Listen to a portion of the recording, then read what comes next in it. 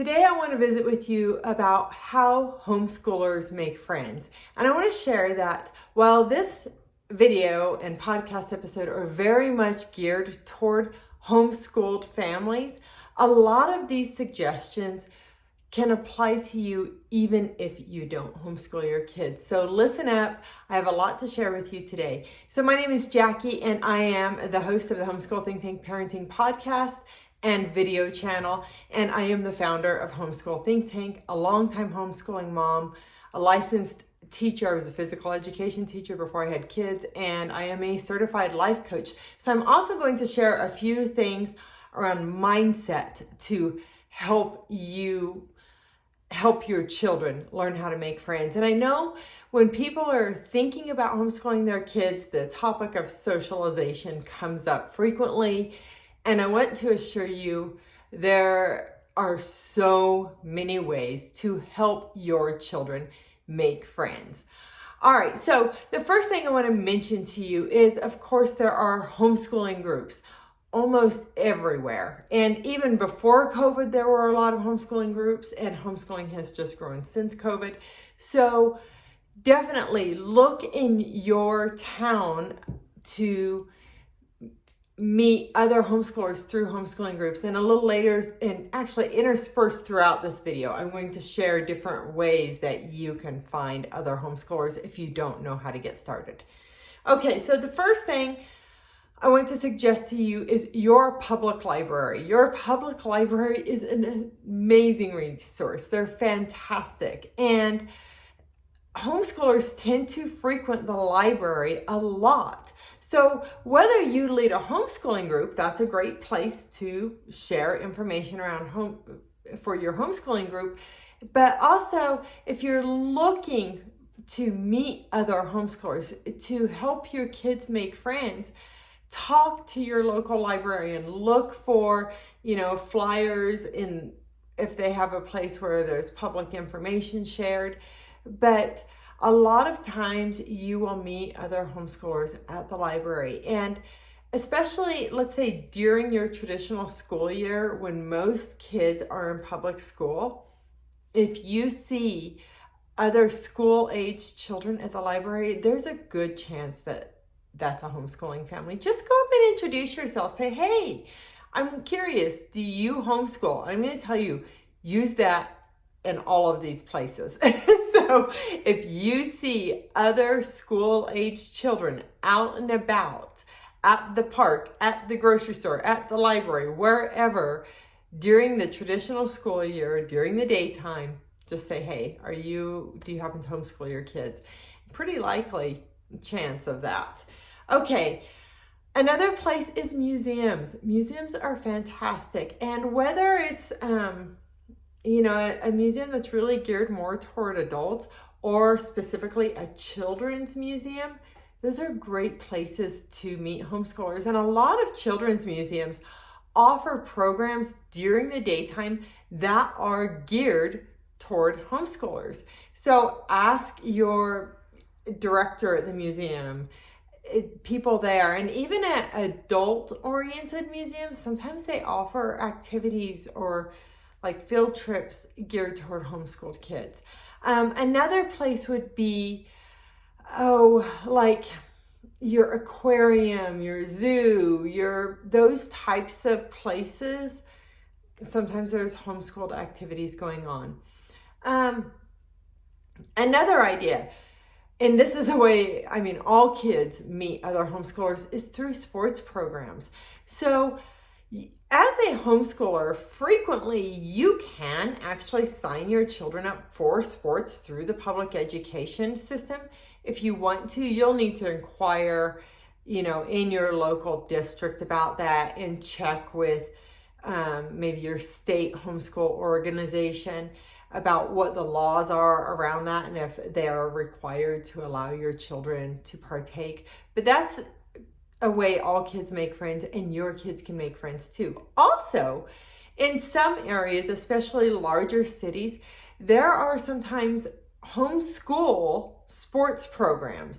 So you can sign your kids up for those things and meet other homeschoolers there as well. Also check with, while we're talking about sort of public school, check with like the admin office, the principal's office at your public schools. Sometimes homeschoolers leave their information there for homeschooling groups to make themselves easier to find. And sometimes your public school system will actually have information about that. And same for private schools. Sometimes private schools will have information about homeschooling groups. And oftentimes, private schools are very frequent. Like you have people who used to homeschool go into private schools, people who leave private schools go to homeschools. That's very common. Charter schools as well will likely have some information, or maybe somebody just knows someone who homeschools. Sometimes it's just that word of mouth. If you can just meet one other homeschooler, if you're new to homeschooling, then it's like the gateway is just opened up for you. Let's see here. I have a list. I'm looking at a blog post. By the way, there is an article that goes with this video and podcast episode. And I have outlined a lot of information there. And also when I come up with new ideas, I just add that in the blog post. So there may be more ideas in the blog post than you hear in the video or a podcast episode. So homeschool conventions are a great place to meet other homeschoolers. So most major cities have homeschooling conventions, and sometimes even smaller areas will just put on their own little homeschool days, that type of thing. And that's a great way for you to share your group or organization, but it's also a great way to learn about other homeschooling groups and organizations near you. Community centers like your local parks and rec departments, your swimming pool, places like that frequently have homeschoolers partaking in things. They may have information, but again, a lot of times what you're doing is you're just looking to meet a few other homeschoolers through some of those programs. But I know where I live at one point, like our public swimming pool was actually even offering free swimming lessons to homeschoolers. And so ask about things like that. If you have faith in your life, churches are a great place to look for homeschoolers as well. Outdoor programs, whether it's through like your local park and recs department or some other organization, there's a lot of outdoor programs. Everything from like nature centers with bird watching and things like that, or, rock climbing, hiking groups, different groups like that. The park, a lot of times you'll find homeschoolers at the park in the afternoons. Same thing if there's school age kids. If your park has like a community bulletin board or something, you could even just post something that's like, hey, I'm looking for other homeschoolers. Social media and Google, right? Your search engines, your social media engines. Type in the word homeschool, homeschooling groups plus your town, your area. That will help you start finding other homeschooling groups rather quickly. Let's see. Volunteering is a great way to meet other homeschoolers. A lot of homeschoolers include volunteering as part of their homeschool day.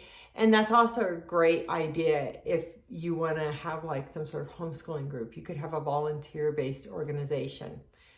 Let's see, parents. You as the parent, if you are out there making friends, you can help your kids make friends with your friends' children. And, sometimes we as homeschoolers can sort of box ourselves into like the homeschooling groups, but maybe you're taking classes or you're doing something for your own personal growth as a parent and you're making other friends. Some of those friends may be homeschool friends, some may not be, but you can help your kids make friends through your friends. And then I call this the domino effect, where basically once you meet one or two other homeschoolers who are sort of in the know about what's going on in their community, it it opens everything up for you. And so just really making an effort to meet some other homeschooling parents will make it easier for you to help your kids make friends. All right, now I want to transition a little bit and just talk about a few little mindset things. As homeschooling parents, sometimes you might be more introverted and not as inclined to get out there and make friends, but I want to urge you to sort of overcome that and work on making friends, because that's going to be helpful to your kids making friends. Also, I want to encourage you that if there aren't homeschooling groups, or there's not a group that you fit in with really well where you live, be bold and start something. Start a homeschooling group. Start some sort of activity where you're just gathering, getting together with other homeschoolers. And it doesn't have to be an official group. It can just be an invitation to other homeschoolers. The other thing I want to mention is your kids. You might have introverted kids, extroverted kids. I actually have a child on far ends of each spectrum, one very introverted child, one very extroverted child. And while my extroverted child loved all the group things, my introverted child did not. And so I want to encourage you that even if you're part of a homeschooling group, you can invite other homeschoolers, and you can also put a cap on the number of people. I think sometimes when we're part of a homeschooling group, we feel like if we plan something, it has to be open to all and for everybody. You could just put an invitation out in your local homeschooling group and say, hey, I have a 9-year-old daughter and I want to help her make a few new friends. Are there any other moms out here who have 9-year-old kids? And then you and those parents can get together and plan some things, or in that general age group. As homeschoolers, we tend to have a wide age group of friends. Like when homeschoolers get together, it's not like all the 9-year-olds are together. It's like the whole families. So oftentimes you're just getting together with families, really.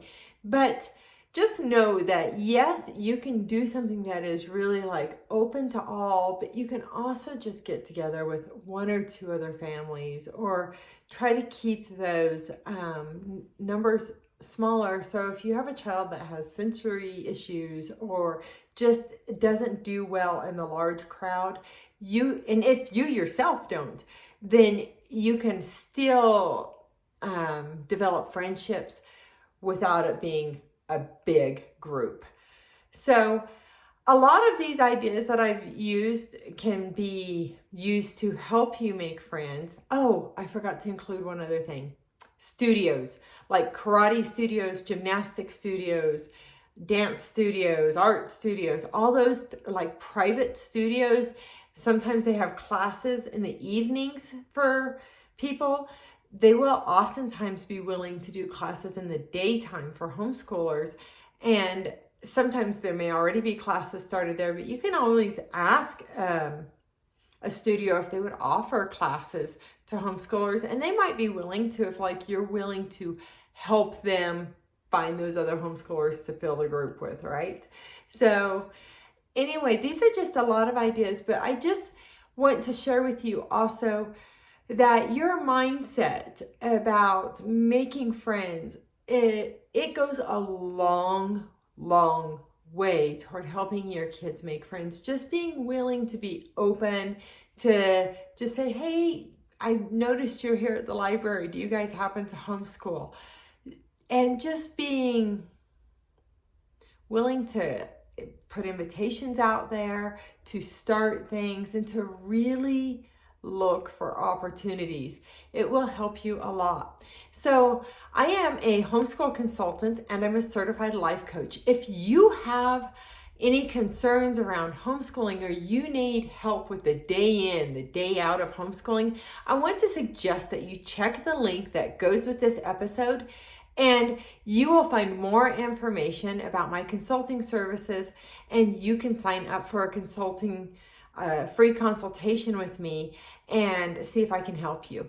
So I would like to encourage you to go visit homeschoolthinktank.com. You can learn more about us or check the link in the show notes below to go directly to the article that corresponds with this podcast episode or video. All right, and remember, wherever you are watching or listening to this, please take a moment and follow Homeschool Think Tank. Oh, and if you have more ideas, go to the blog post that goes with this and leave a comment. Leave your ideas on helping others make friends, or if you're just watching the video channel, you can comment there, but I always encourage you to go leave a comment on the blog. All right, that's it for this week. Live and learn your way. My name is Jackie, and I am your host of the Homeschool Think Tank parenting podcast and video channel. All right, bye-bye.